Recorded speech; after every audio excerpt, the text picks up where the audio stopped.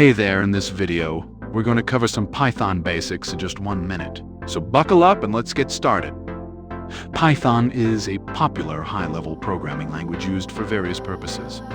It has a simple and easy-to-learn syntax, which makes it a great choice for beginners. Let's start with variables. In Python, we can declare a variable by assigning a value to it using the equals sign.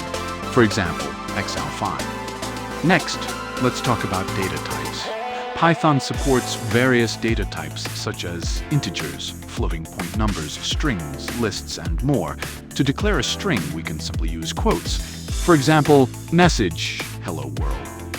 We can also perform arithmetic operations in Python. For example, if we have two variables a and b, we can add them using the operator. Lastly, let's talk about conditional statements. These are used to execute code based on certain conditions. For example, if we want to check if a number is greater than 10, we can use an if statement. And that's it for Python basics in 1 minute. Thank you for watching. We hope you enjoyed this video and learned something new. Don't forget to like and subscribe for more content like this. If you have any suggestions or ideas for future videos, let us know in the comments below. Stay tuned for our next video, and until then, keep learning and exploring new things